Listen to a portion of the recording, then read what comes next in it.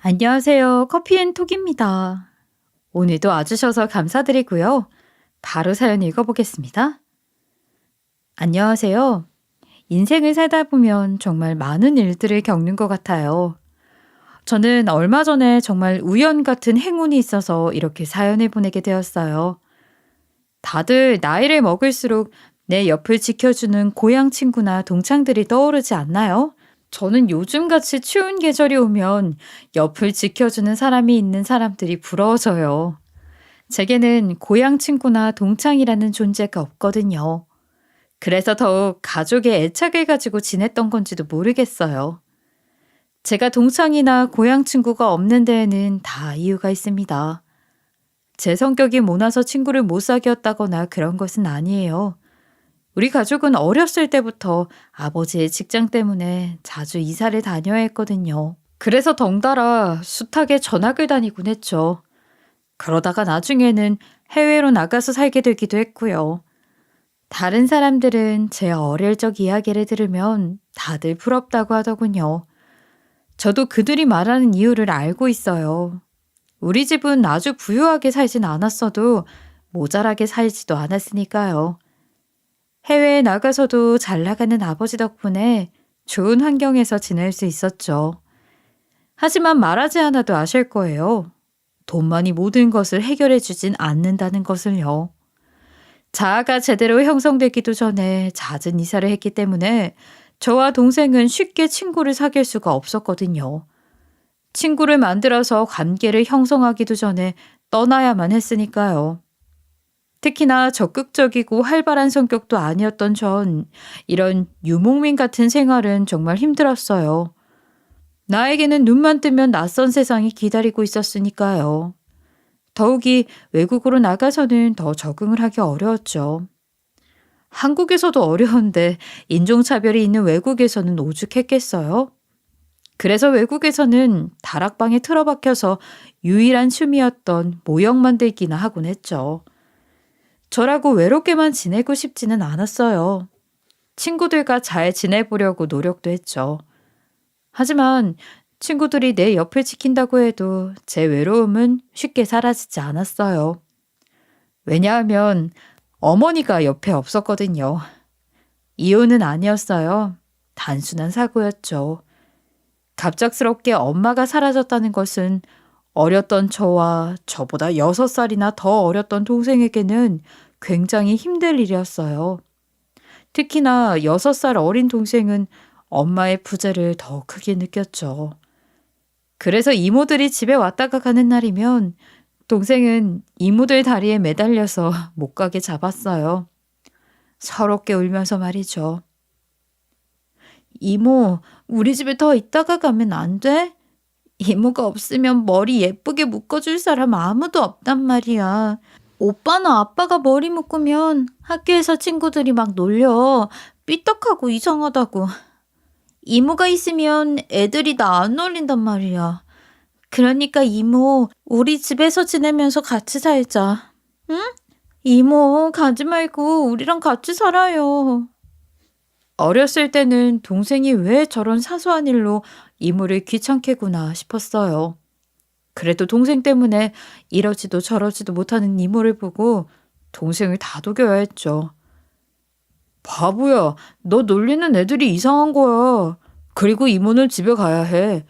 이모는 집에서도 가족들이 기다리고 있잖아.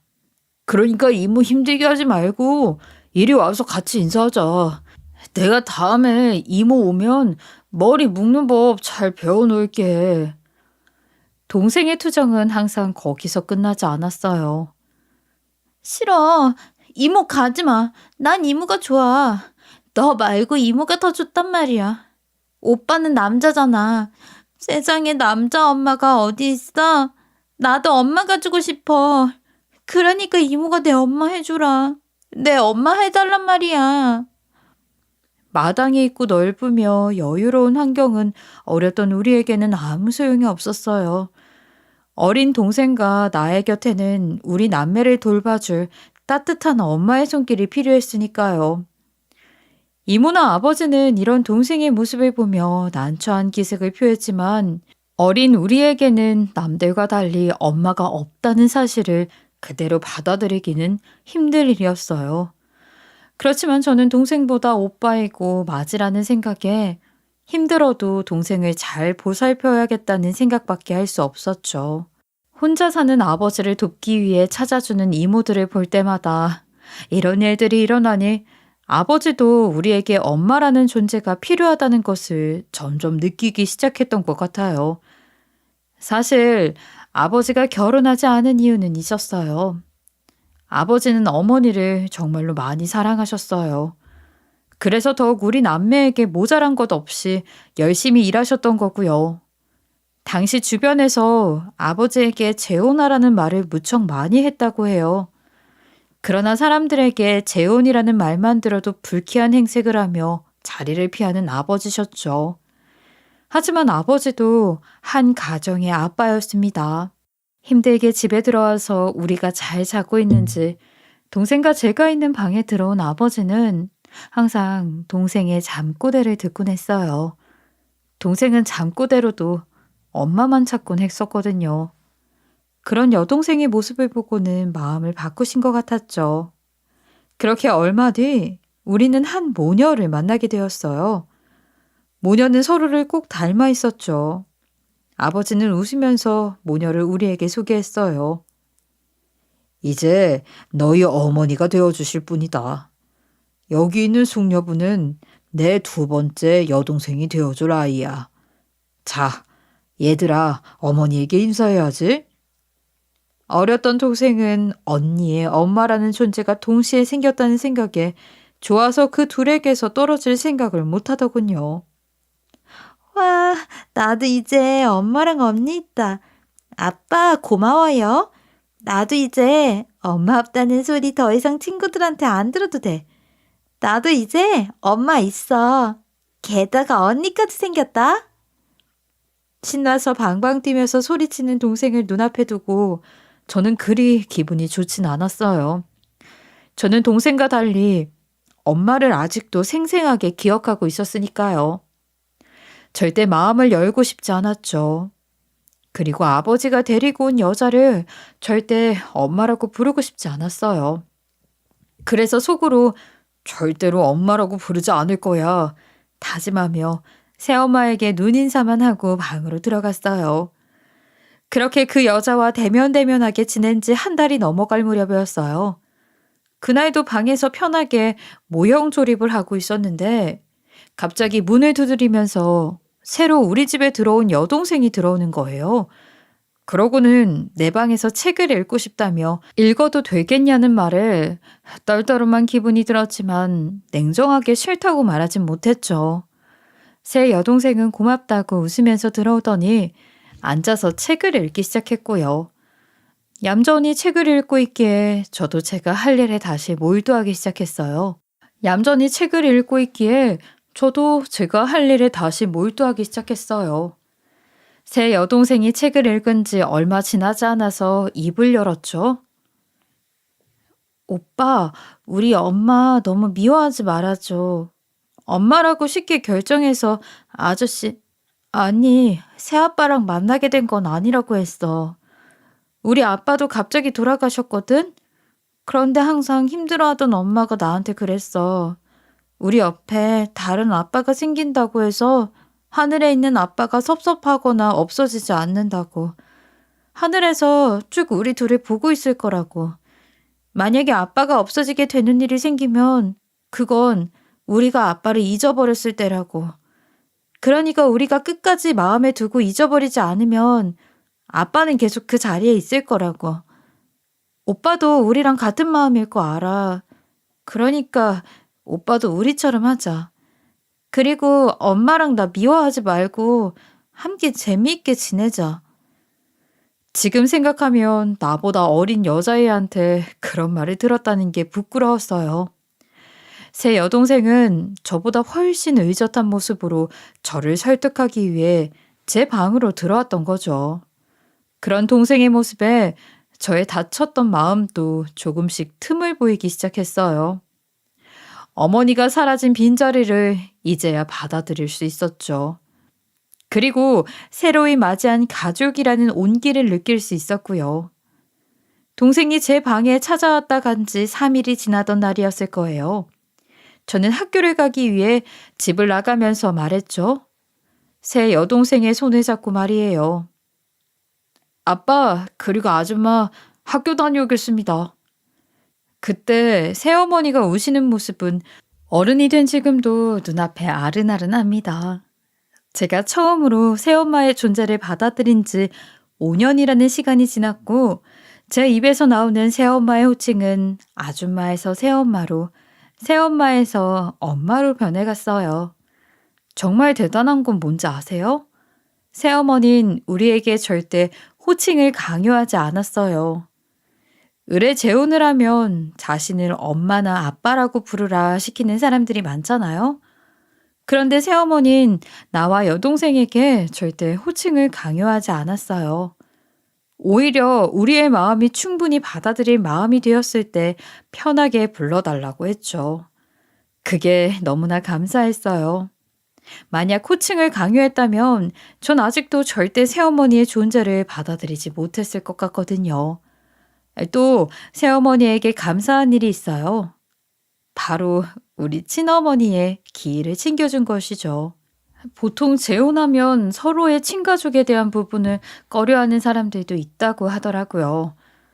특히나 서로 사별로 인한 재혼이라면 서로의 가족끼리 사별한 사람들을 챙기곤 한다죠. 하지만 새어머니는 저희에게 말했어요. 내가 지금은 새엄마가 되었지만 너희는 너희를 낳아준 분을 기억해야 해. 난 단지 너희를 지금까지 키워주고 돌봐줬을 뿐이란다. 그러니까 난 오늘만은 너희 엄마가 아닌 거야. 오늘은 돌아가신 어머니를 기억하는 날로 하자. 정말 감사했어요. 저보다 어린 여동생은 돌아가신 어머니를 생생하게 기억하진 못했거든요. 그런데 새어머니는 그런 동생에게도 친어머니는 꼭 기억해야 한다며 함께 둘러앉아서 사진첩을 보곤 했죠. 반대로 새 동생의 돌아가신 아버지를 기억하는 날도 있었어요. 그렇게 우리는 가족을 잃은 사실을 서로 다독이며 이겨낼 수 있었죠. 그런데 문제는 여동생이 커가면서 생겼어요. 6살이나 어렸던 동생은 나이를 먹으면서 점차 저와는 반대가 되어 가더군요. 어렸을 때는 그렇게나 좋아했던 새어머니와 새 여동생을 커가면서는 적대시했어요. 심지어 질투하면서 그렇게 열심히 부르던 언니라는 호칭도 제대로 부르지 않았거든요. 문제는 저와 새 여동생이 함께 있는 것을 보기만 하면 일어났어요. 왜 당신이 우리 오빠와 친하게 지내? 이 사람은 내 오빠야. 당신 오빠가 아니라고. 그러니까 우리 오빠를 오빠라고 친하게 부르지 마. 우리랑 진짜 가족도 아닌 주제에? 그런 동생을 말리기 위해 저도 강하게 말했지만 소용이 없었죠. 그러다가 이런 동생을 본 아버지는 화가 잔뜩 나서 동생에게 뭐라고 했고요. 아버지의 말에도 동생은 쉽게 물러서지 않았어요. 아빠는 왜 저런 사람들이랑 재혼했어? 저 사람들이 우리 진짜 가족은 아니잖아. 왜 내 아빠랑 내 오빠를 자기 가족처럼 부르냐고. 난 정말 싫어. 어렸을 때는 좋았을진 모르지만 지금은 아니야. 나도 이제 다 알 거 아는 나이라고. 그러니까 우리 가족을 친한 척 부르지 마. 이복 동생도 분명 동생의 말에 마음의 상처를 많이 받았을 거라 생각해요. 매번 우리 가족만 이야기하면 편가르기를 하는 동생을 어르고 달래도 봤지만 쉽게 말을 듣지 않았어요. 그럴 때마다 집에서는 큰 소리가 났고 새어머니를 닮았던 이복 동생은 이런 상황을 그리 달갑게 생각하지 않았어요. 평소에도 의젓하고 속이 깊은 아이였기에 화가 난 아버지에게 가서 본인이 동생을 잘 타일러 보겠다고 말리면서 괜찮다고 말하곤 했죠. 한 번은 동생이 선을 넘었던 적도 있었어요. 당신들 우리 가족이랑 재혼한 이유가 돈 때문이지? 우리 아빠가 돈을 잘 벌어오니까 재혼한 거잖아. 내 말이 틀려? 당신 엄마는 우리 아빠처럼 돈도 많이 못 벌잖아. 그러니까 우리 가족한테 접근해서 결혼한 거고. 우연히 지나는 길에 들은 여동생의 말에 저는 충격을 먹었어요. 이복동생은 멍청하게 그냥 듣고만 있었고요. 새어머니와 이복동생이 우리에게 어떻게 대해주었는데 그것을 잊어버리고 저런 심한 말을 할 수 있다니. 저는 도저히 그냥 넘길 수 없었기에 저와 동생의 사이에서는 큰 소리가 오갔죠. 하지만 이복 동생은 그런 심한 말에도 나에게 괜찮다며 내가 잘 말해보겠다며 저를 말리더군요. 그 작은 아이한테서는 가족을 지키고 싶다는 절실함이 느껴졌어요. 그러나 이별은 생각지도 못한 순간에 찾아왔어요. 동생과 큰 소리가 오가던 날부터 얼마 뒤 새어머니가 짐을 싸더니 집을 나가겠다고 하는 거예요. 저는 그런 새어머니를 말렸지만 새어머니의 태도는 단호했죠. 우리 남매, 특히나 나는 내 곁을 떠난다는 일이 남들보다는 몇 배로 두려웠어요. 그래서 타깃을 받고 아버지에게 나가겠다는 새어머니를 좀 말려달라고 부탁했지만 아버지의 태도도 단호하셨어요. 아버지에게 물었죠. 아버지, 왜 어머니가 집을 나가야 해요? 얼마 전에 저와 동생이 싸워서 그런가요? 그런 거라면 앞으로는 절대 큰 소리로 싸우지 않을게요. 어머니를 말려주세요, 아버지. 이렇게 또 헤어질 순 없는 거잖아요. 우리 이제 한 가족이나 다름없잖아요. 울먹이며 말하는 나의 태도에도 아버지는 뜻을 굽히지 않으셨어요. 새어머니가 나가야 하는 이유를 물어도 아버지는 끝내 답해주시지 않으셨어요. 그저 이렇게 말했죠. 우리는 이제 따로 지내기로 이야기했다. 너나 네 동생들도 그게 편할 거 아니야. 우리도 많이 생각해서 결정한 일이니 그런 줄 알아라. 결국 집을 나간 새어머니의 소식조차 듣지 못한 채 우리 남매는 둘만 해외로 나가게 되었어요. 원래는 새어머니와 이복동생도 함께 갈 예정이었지만 그 뒤로는 새엄마, 새어머니란 말은 금기어가 되었어요. 입 밖으로 꺼내면 질색하는 여동생과 그만하라는 아버지의 태도에 저는 두 번 다시는 두 사람의 얘기를 가족 앞에서 말할 수 없었죠. 그렇게 우리 가족과 새어머니, 이복동생은 이별을 하게 되었습니다. 해외에서의 생활은 만만치 않았어요. 새로운 환경에서 적응하는 것은 물론 가족과의 헤어진 아픔을 잊는 것은 굉장히 힘들었죠. 하지만 꿋꿋이 버티어 어느새 외국에서 대학까지 졸업을 마쳤어요. 해외에서 직장을 찾으라는 아버지의 말에도 저는 곧장 한국행 비행기를 예약해서 서울로 갔죠. 얼마 전에 헤어진 새어머니와 이복동생의 소식을 우연히 듣게 되었거든요. 서울에서 살고 있다고 말이죠. 그렇게 서울로 갔지만 막상 찾아서 보려니 쉽게 용기가 나지 않았어요. 그래서 이렇게 하기로 했죠. 유명해지자. 유명해지면 새어머니와 이복동생도 나를 쉽게 찾을 수 있을 거야 하고 말이에요. 제가 유명해지기 위해서 선택한 일은 요식업이었어요. 해외에서 경영을 공부하면서 요리에 관심이 있던 저는 요식업을 하고 싶었거든요. 그래서 혼자 온 서울에서 뷔페를 열게 되었어요. 뷔페를 열기 위해서 아버지의 도움을 받는 것도 사실이에요. 하지만 뷔페를 경영하는 것은 오롯이 제 힘으로만 하려고 노력했죠. 한국에서는 유명한 맛집이 되면 많은 사람들이 찾기도 하잖아요. 그래서 더 노력했던 것 같습니다. 제가 이렇게 한국에서 뷔페 경영으로 노력을 하고 있을 때 여동생은 외국에서 터를 잡았죠.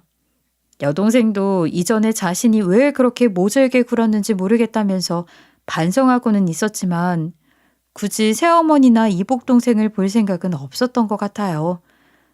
그래서 이제는 한국보다 편해진 외국에서 살겠다 생각한 것 같고요. 지금은 대학부터 만나던 남자친구와 결혼을 해서 이미 가정을 이루고 있어요. 저도 가정이 있는 동생에게 쉽게 한국으로 오라는 말은 하지 않았어요. 결혼한 남자는 외국인이었으니까요. 문화도 생활도 다른 한국으로 와서 같이 살자는 말은 도저히 할 수 없었죠. 동생과 다르게 저는 영어나 외국의 문화에는 익숙했지만 도저히 외국에서 살아갈 생각이 들지 않았어요. 외국에 있을 때 항상 한국이 그리웠죠. 마치 외국은 내가 있어야 할 곳이 아니라는 느낌이 들었거든요. 그래서 한국에서 뷔페를 하자라는 생각이 들었어요. 그렇게 몇 년을 경영에만 매달렸는지 모르겠어요. 어릴 때부터 잦은 이사로 한국에 친구도 없었고 해외에서 학교 생활을 했으니 한국에는 만날 친구도 없었어요. 심지어 가족은 모두 해외에 나가 있었고요. 그러다 보니 자연스럽게 매일같이 사업장을 둘러보게 되더군요. 그때 주말 아르바이트로 오던 여직원 한 명을 유심히 보게 되었어요. 뷔페 일은요, 생각보다 굉장히 힘들어요. 아시는 분은 아시겠지만 접시는 무겁고 테이블은 계속 사람이 바뀌죠. 심지어 손님들이 작은 일로도 주변에 일하는 사람들을 계속 찾으니까요. 웬만해서는 오래 일하는 사람들이 없을 정도로 힘든 일이에요. 하지만 이렇게 힘든 일인데도 그 여직원은 내색 한 번 없이 묵묵히 일을 하더군요. 그 모습이 참 보기 좋아 보였어요. 여자가 혼자서 들기 무거운 쓰레기도 다른 사람의 도움 없이 혼자서 꿋꿋이 버리러 나가는 것도 몇 번 보았고요. 사장으로서 정말 고마운 직원이었죠. 그래서 속으로 저 여직원을 정직원으로 채용해야겠다는 생각을 했어요. 그래서 더 매일같이 지켜보던 중이기도 했고요. 그런데 그 여직원에게는 한 가지 특이한 버릇이 있었어요. 그 친구는 매일같이 일이 끝날 때쯤이 되면 남은 음식을 엄청 싸가더군요. 뷔페에서 남은 음식을 다음 날에 내는 것들은 거의 없었으니 뭐 상관은 없었습니다. 하지만 그 특이한 버릇에 더 눈이 갔던 건지도 모르겠어요. 주변에 그 여직원의 또래로 보이는 친구들이 굉장히 얕보는 시선으로 그녀를 바라보았거든요. 그래도 꿋꿋하게 음식을 싸서 가지고 가더라고요. 그래서 전 매니저를 따로 불러서 여직원의 개인정보를 자세히 물어봤죠. 여직원의 행동에는 이유가 있을 것이라고 생각했거든요. 역시나 여직원의 행동에는 이유가 있었습니다. 저는 매니저가 말해준 여직원의 개인정보에서 그 이유를 알게 되었죠. 아, 저기 보이는 저 여직원 말하는 거죠? 저 친구가 첫날에 저한테 와서 음식을 싸가도 되겠느냐 물어보길래 얼마든지 그래도 상관은 없다고 했더니 저렇게 음식을 싸가더라고요. 그래서 저도 한 번은 물어봤죠. 그런데 여기 들어오게 된 것도 자기 어머니 때문이래요. 어머니가 여기를 추천했다나 뭐라나? 면접 봤을 때는 그냥 다른 친구들처럼 합격하려고 하나 보다 했는데 그게 아니었더라고요. 저한테 여기서 꼭 일하고 싶습니다 라며 큰 소리로 말했거든요. 그래서 합격시키고 지켜보는데 정말 쉬지도 않고 일을 너무 열심히 하는 거예요. 그리고 싸가는 음식은 대부분 어머니와 함께 먹는 것 같았어요. 어머니도 밖에서 일하느라 고생하신다고. 그래서 뷔페에 마시는 것들을 어머니와 함께 먹고 싶다고. 일도 잘하는데 저런 효녀도 없어요. 매니저의 말을 듣고는 짠한 마음이 들었죠. 그런데 매니저가 이어서 말한 내용은 더 제 마음을 아프게 한 계기가 되었습니다. 아, 참. 그리고 저 친구 아버지가 없다고 하더라고요. 아버지가 젊을 때 이혼하셨다고. 그래서 지금은 어머니랑 둘이서 지내고 있다고. 그런데 어머니가 몸도 안 좋은데 자꾸 일하러 나가니까 자기도 열심히 일을 해야 한다고. 다행인 게 어떻게 누가 생활비는 준다고 하더라고요. 그래서 자기는 본인 생활비만 벌면 된다고. 하지만 서울에서 산다는 일이 참 쉽지 않잖아요. 어린 친구인데 참 힘들게 지내고 있는 것 같더라고요. 그래서 저도 더 챙겨주고 싶었는지 모르겠어요. 맞습니다. 제가 지켜보던 여직원도 부모 중 한 사람이 없다고 하더군요. 그녀의 모습에서 제 모습을 겹쳐보았을지도 모르겠습니다. 저는 매니저의 말에 괜스레 더 그 여직원이 눈에 밟히더군요. 지켜볼수록 대단한 친구였어요. 작은 체구에 연약한 몸으로 그 무거운 뷔페 그릇을 몇 개씩 쌓아 옮기던 모습이 계속 떠올랐죠. 그래서 저는 빠르게 그녀를 정직원으로 채용하려고 마음먹었어요. 며칠 뒤 저는 그 여직원의 집을 찾아가게 되었죠. 이력서에 그녀의 집 주소가 적혀 있었으니까요. 너무 막무가내로 찾아와서 스토커처럼 보일 수도 있겠다 싶었지만 제 손으로 그녀에게 알려주고 싶었어요. 아직 유명하지도 않았던 제 뷔페에서 일하라고 보내준 그녀의 어머니에게도 그 친구의 상황에도 조금은 보탬이 되어주고 싶었죠. 그녀를 정직원으로 채용하면 더 오래 보게 될 사이라는 생각에 정직원 승진 겸으로 해서 금일봉과 선물도 함께 준비해서 찾아갔어요. 그런데 도착한 그녀의 집은 생각보다도 열악한 환경에 있더군요. 그래도 우선은 그녀를 보고 이야기를 하자 싶어서 벨을 눌렀습니다. 그러나 한참을 기다려도 안에서는 아무런 기척이 없더군요. 처음에는 외출을 했나 싶다가 혹시 몰라 다시 벨을 눌렀어요. 그제야 안에서 사람 기척과 목소리가 들리더군요. 그렇게 한참이 지나서 대문이 살짝 열리더니 사이로 한 여성이 고개를 빼꼼 내밀었죠. 저는 당신 따님이 일하는 곳 대표라고 소개하고 정중히 인사를 했어요. 안녕하세요. 뷔페에서 어머니 따님이 일하는 모습을 살펴보다가 이렇게 찾아오게 되었습니다. 놀라지는 마세요. 스토킹이나 이런 것은 아니니까요. 단지 따님께서 오늘부터 정직원으로 채용되었다는 것을 제가 직접 알려드리고 싶어서 이렇게 무례를 무릅쓰고 찾아오게 되었네요. 소소하지만 정직원으로 승진되었으니 축하금과 선물을 준비해서 왔습니다. 죄송하지만 문을 열어주실 수 있을까요? 그러자 제 말에 그녀는 당황하면서 재빨리 문을 닫으려고 하더군요. 얼마나 급했으면 현관 선반에 올려져 있던 고지서로 자신의 얼굴을 가리기까지 했죠. 이렇게 갑자기 찾아오시면 곤란하세요. 남을 맞이하기에 준비도 안 되어 있고요. 그러니까 이런 이야기는 내일 딸이 출근하거든 말씀해 주세요. 갑작스럽게 얼굴을 가리면서 곤란하다고 말하는 여성의 태도에 순간적으로 안에서 무슨 일이라도 당한 건 아닐까 싶더군요. 보통 사람이 갑자기 찾아온다고 해서 얼굴을 가리거나 하지는 않잖아요? 여성의 이상한 태도에 정말 별의별 생각이 다 들었어요. 그런데 그때였어요. 여성이 얼굴을 가린 고지서에 써진 이름을 발견한 것은 순간 고지서의 이름이 눈에 크게 들어왔죠.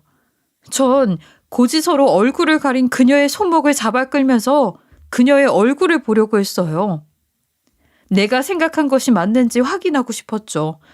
그러기 위해서는 그녀의 얼굴을 제대로 봐야만 했거든요.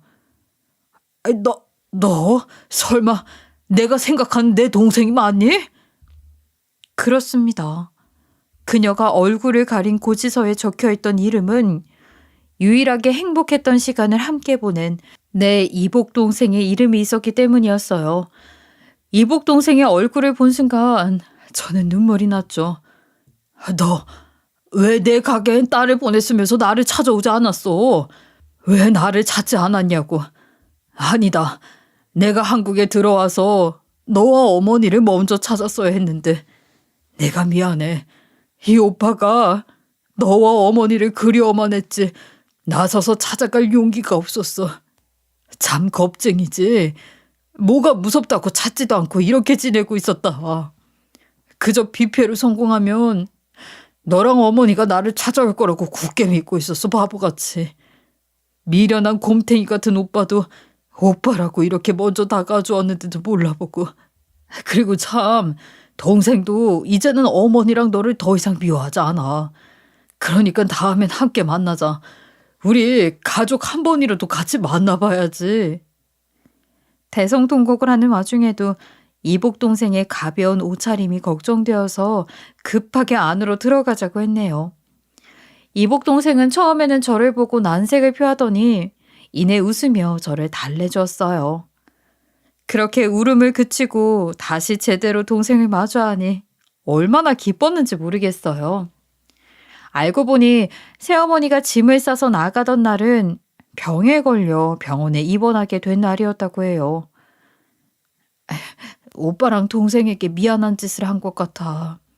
사실은 어머니가 몸이 안 좋으셨어. 아버지는 이미 이 사실을 알고 계셨고 어머니는 아버지에게 이렇게 말했다고 해. 내가 이렇게 아픈 걸 지금 오빠와 여동생이 알게 되면 더 큰 상처를 입을 수 있다고 말이야. 아버지는 처음에는 어머니와 헤어진 것처럼 행동하자는 말에 반대하셨지. 아이들도 이제 극복할 수 있는 나이라고. 지금은 여동생도 철이 없어서 그런 말을 하는 거라고. 하지만 어머니는 끝내 헤어지는 것이 맞다고 결론을 내렸고 그날 짐을 싸서 나오게 된 거야. 아버지는 절대 우리가 헤어지는 것이 아니라면서 나를 잡고 얼마나 우셨는지 몰라. 지금의 오빠처럼. 이복 동생은 웃으면서 이어 말했죠. 처음에 아버지는 나에게 함께 살자고 했어. 자신이 대학까지 다 공부시켜주겠다고. 어머니는 병원에 있더라도 나는 자기가 온전히 책임져 주겠다고 말이야. 아니 그런데 내가 그걸 거절했지. 아픈 어머니를 혼자 병실에서 지내게 하기는 싫었거든. 그래도 아버진 우리에게 계속 도움을 주셨어. 어머니의 병원비도 내주셨고. 얼마 전에 돌아가셨지만 아버지는 장례식 비용도 내게 주셨었어. 그리고 지금까지 또 생활비를 꼬박꼬박 보내주시고 계셔. 아이 이렇게 장성했는데 말이야. 하지만 난 아버지가 보낸 생활비만큼은 도저히 손에 대고 싶지 않더라고. 그래서 열심히 일을 하면서 살았는데 우리 딸은 그런 애가 안타까웠던 모양이야. 아니, 자기도 돈을 벌겠다고 아우성이었지. 그래서 오빠 뷔페를 소개한 거고 아무래도 남보다는 가족이 든든하지 않겠어? 이복 동생은 여전히 속이 깊은 아이였어요. 부모님은 여전히 어렸던 우리에게 헤어짐의 상처를 2번 주지 않으려고 결단을 내렸던 겁니다. 그런 부모님의 결정에 저와 철이 든 여동생은 어머니와 이복 동생이 어디선가 잘 살아있겠지. 언제 한 번은 볼 수 있으려나 하고 지냈던 거고요. 용기가 부족했던 저는 한국으로 와서 이복 동생과 어머니를 찾아볼 엄두도 못 냈지만 이복 동생은 그런 나에게 용기를 내서 먼저 다가와 주었던 거죠. 이미 어머니는 돌아가셨지만 말이에요. 어머니가 돌아가셨다는 말을 하던 동생도 한참을 울었어요. 그러면서 나를 쳐다보더니 다시 흐뭇하게 웃으면서 말하더군요. 난 말이야. 사실 오빠라면 뭘 하든지 잘할 거라고 생각했어. 사업을 하든지 뭔가 만들든지 어떤 일을 하더라도 눈에 띄는 사람이 될 거라고 생각했지. 그래서 매일 인터넷에서 오빠 이름을 검색했어. 혹시라도 오빠 이름이 들어간 기사는 없는지 매일같이 확인했어. 그런데 어떤 뷔페에서 오빠 이름을 발견한 거야. 혹시나 해서 아버지에게 살짝 물어보긴 했는데 오빠 가게가 맞길래 일을 하려면 여기서 하라고 딸을 보냈고 딸이 일하고 들어와서 항상 자기네 사장님이 얼마나 좋은지 모른다면서 자랑을 했는지 몰라. 당연하지. 누구 오빠인데. 딸이 항상 자랑할 때 내가 다 자랑스럽더라. 동생의 말을 들으면서 저는 궁금해진 것이 있었어요. 이렇게 똑부러지는 동생인데 왜 이혼을 하게 되었을까 말이죠. 그래서 조심스레 동생에게 물었습니다. 아이, 네 딸 이야기를 들으면서 들은 건데 이혼은 어쩌다가 하게 된 거야? 너같이 똑부러지고 야무진 애가 어쩌다가. 제 물음에 동생은 옅게 웃으면서 말했죠. 대단한 이유가 있어서 헤어진 건 아니야. 다른 사람들이랑 비슷한 이유지 뭐. 가장 큰 이유는 돈 때문이었어. 우리 어머니 병원비로 들어가는 돈이 만만치는 않았거든. 그 돈은 전부 아버지가 주시긴 하셨는데 그걸 탐하더라고. 처음에는 나도 아이도 있으니 좋게 넘어가려고 했어. 말로만 대응했더니 점점 도를 지나치더라고. 그래서 결국은 이혼하게 됐지. 어쩌다 보니 내 아픔을 자식에게 물려준 것 같아서 미안한 마음이긴 해. 동생은 자기 딸에게 너무 미안하다고 하더군요. 그래서 전 동생에게 말했어요. 아니, 네 딸은 지금 이야기를 알면 너를 자랑스러워할걸. 내가 네 딸, 아니 우리 조카가 일하는 모습을 보니까 아주 옛날 너랑 똑 닮았더라. 그런 이유라면 아마도 쉽게 이해하고 넘어갈 친구야. 그러니까 너무 걱정하지 않아도 돼. 우리와 같은 아픔은 아니었을 테니까. 제 말이 위안이 되었는지 동생은 그제야 웃음을 되찾았죠. 동생은 그 잠깐 우리가 가족으로 지냈던 몇 년은 평생 잊을 수 없다고 했어요. 사실 저도 그렇고요. 내가 오빠네 가족, 아버지와 동생, 오빠를 만난 건 행운이었던 것 같아. 우리 엄마가 참 사람을 잘 보는 눈이 있었지. 그때 만약 우리가 만나진 못했더라면 나도 이렇게 크지는 않았을 거야. 말은 안 했지만 사실 나도 그때 엄청 삐뚤어져 있었거든. 오빠는 우리 엄마를 모른 척하지. 아니, 동생은 우리 엄마인데 자기 엄마처럼 붙어 다니지. 모르는 사람이 아빠가 되었지. 그때 오빠한테 잘난 척했지만 사실 나도 쉽게 이해하긴 어려웠으니까. 그래도 시간이 지나니까 그 몇 년이 계속 생각나더라. 동생의 말을 듣고 있는 와중에 생각했어요. 저도 그때의 기억이 없었다면 지금처럼 제대로 성장하지 못했을 거라고. 그리고 동생에게 정말 고마웠습니다. 지금까지 날 찾으면서 그리워해준 동생의 진심이 말에서 고스란히 느껴졌거든요. 사실은 오빠에게 연락을 해볼까 생각하지 않았던 건 아니었어. 나라고 그렇게 생이별을 하는데 보고 싶지 않을 리 없잖아. 몇 번이나 수화기를 들었다 놓았는지 몰라. 하지만 그때 연락하면 오빠와 동생의 상처를 다시 건드리는 건 아닐까 걱정이 되더라고. 당시에는 여동생도 반항기였잖아. 그래서 더더욱 연락하기 좀 어려웠고 내가 나서서 괜히 두 사람에게 상처를 주긴 싫었어. 나도 가족이니까. 여동생이 무심히 하는 말에 저는 잔잔한 감동을 느꼈어요. 어렸지만 거기까지 생각했던 동생에 비해서 지금까지 회피하며 동생을 찾지 않았던 나 자신이 부끄럽다는 생각이 들었죠. 사실 요즘 뷔페를 운영하면서도 쓸쓸한 기분이 들었거든요.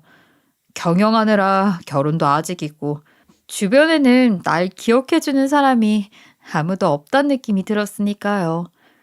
그래서 저녁마다 혼자서 술을 마시곤 했는데 그때마다 어머니와 헤어지고 난 다음에 아버지의 모습이 떠오르곤 했어요. 아버지도 그때 혼자서 술을 마시는 모습을 종종 보였으니까요.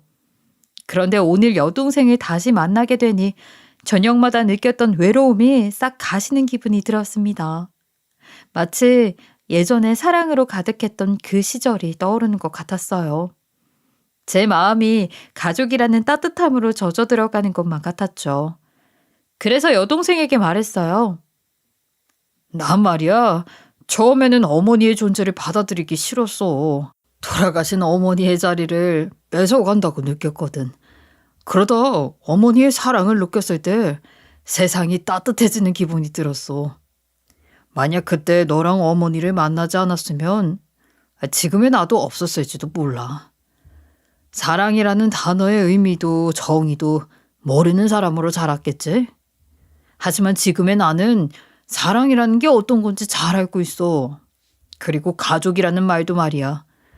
그래서 항상 감사하게 생각해. 어머니와 너에게.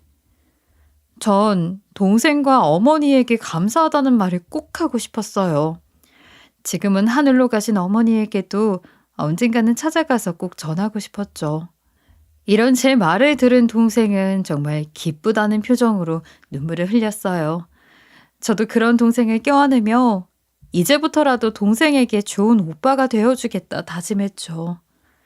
그렇게 우리가 만난 지 시간이 흘러 하루는 동생이 제게 말해주더군요. 엄마는 말이야, 아프면서도 매일같이 나와 오빠 동생에게 미안해 하셨어. 자신이 아파서 이별하는 고통을 다시 겪게 만들었다고. 아이들에게 몹쓸 짓을 했다면서. 내가 하나이의 엄마가 되고 나니까 그때 엄마의 말이 와닿더라. 그래서 내 아이는 행복만 가득하길 바랬어. 지금은 우리 가족 모두가 행복하길 바라고. 어머니는 아픈 와중에도 우리를 걱정하셨다고 합니다. 그래서 더욱 다짐했어요. 반드시 우리는 행복해져야 한다고 말이죠. 그래서 저도 동생에게 말했습니다. 우리가 이렇게 만난 건 운명이야. 애초에 우리는 그때부터 가족이라는 운명에 묶인 거지. 어머니는 이제 없지만 지금이라도 가족끼리 행복하게 지내면 돼. 내가 그렇게 만들 거야. 그래서 지금은 가족과 행복하기 위해서 노력하고 있어요. 얼마 전 겪은 긴 이야기였어요. 지루할 수 있는 이야기지만 저는 우리 가족이 다시 만나서 정말 행복한 하루하루를 보내고 있죠. 그러니 제 긴 이야기를 듣고 있는 청취자분들도 모두 행복한 나날을 보내길 바랍니다. 지금까지 커피앤톡이었습니다. 오늘도 끝까지 함께 해주셔서 감사하고요. 다음 영상으로도 찾아뵙겠습니다.